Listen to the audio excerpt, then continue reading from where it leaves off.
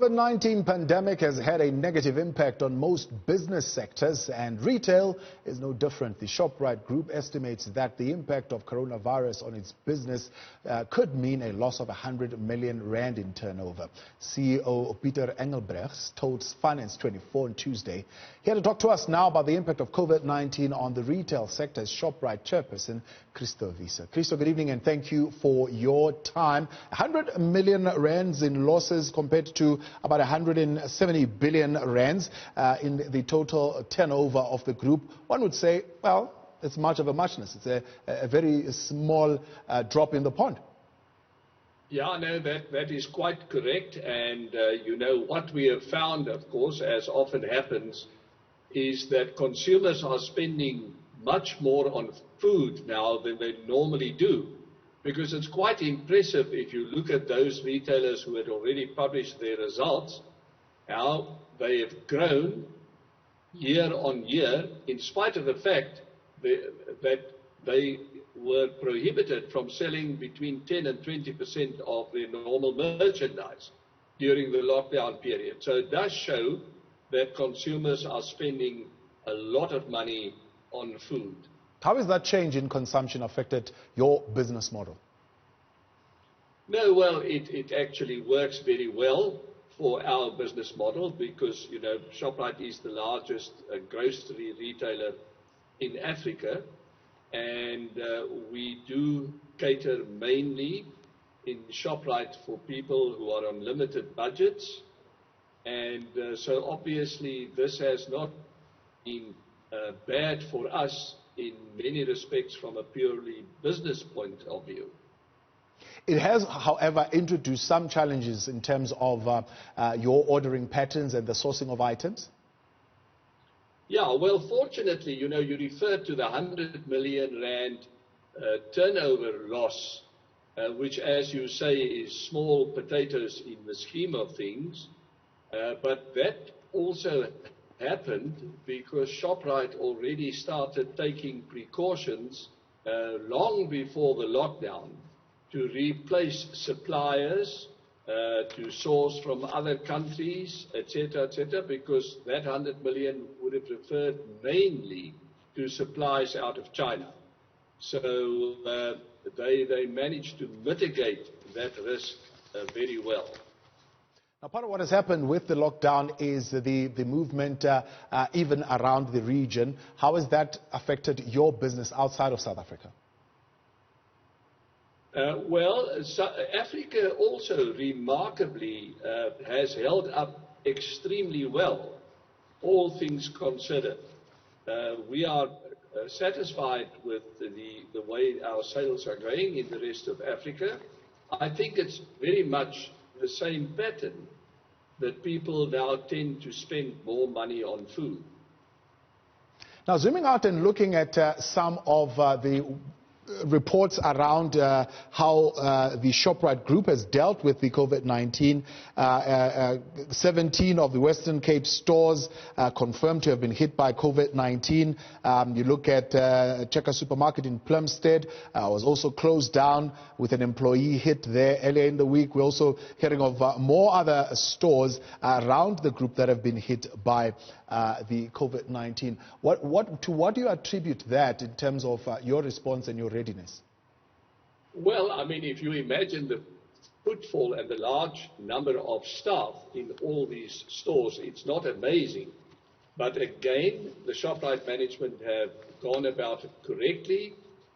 We currently have some 30 mobile units, clinics that test our people.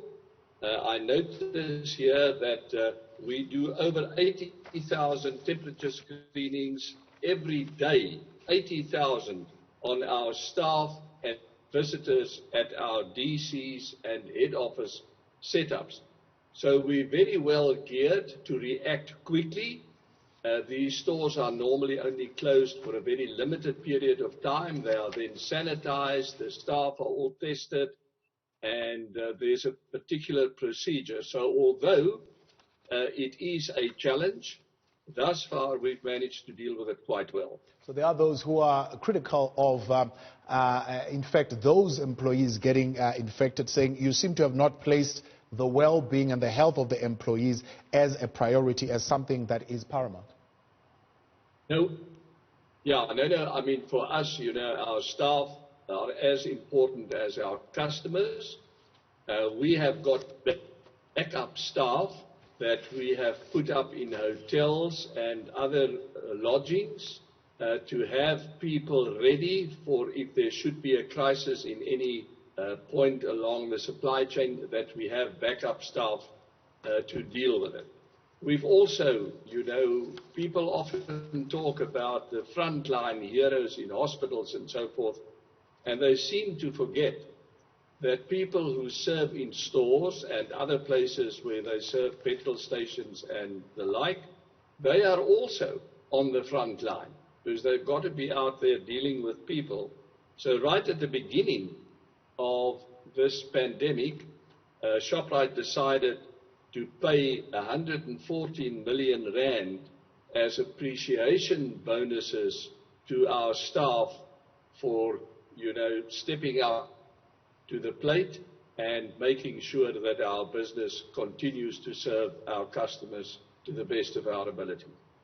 Christo, let's speak broadly about the economy. In one of the interviews that you conducted, you said that the coronavirus is one of the most worst disasters, actually, you can ever imagine. But you noted that South Africa was particularly resilient and will adapt. What do you mean by that?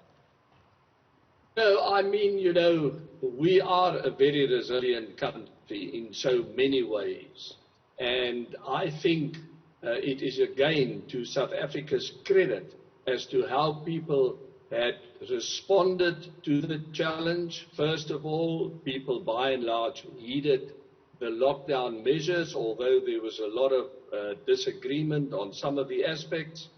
But what is more encouraging is how people have become compassionate, more compassionate, and how they are helping out. Again, without, blowing our own horn too much, Shoprite has, since the lockdown started, served more than 500,000 meals. They've made food donations of nearly 16 million rand. They've contributed millions to the Solidarity Fund. And that's just one of the ways in which we've tried to soften the blow for the most vulnerable in our community. And it's not only Shoprite. I mean, there's hardly a business that has not risen to the challenge. I mean, in all businesses, we followed the President's example that non-executive directors and senior people have donated a similar percentage of their annual income to a Solidarity Fund or to something like the Shoprite Soup Kitchen initiatives, where we have 24 mobile soup kitchens on the road as we speak, serving meals to literally hundreds of thousands of people. So there is a feeling, Christo, that coming out of this, when the dust settles, Shoprite Checkers would probably be the only retail shop surviving in townships, because the smaller players will just not survive the impact of this pandemic, and that there needs to be a bigger role that a chain like Shoprite plays in empowering local businesses. What's your feeling? Yeah, no, I mean, that has been our policy all along, but also another element of our policy is to take stores to the communities, particularly really underserved communities and farms. We try to help out in that way, and obviously we try to support the informal retailers in, for instance, townships. We just believe it's the right thing to do.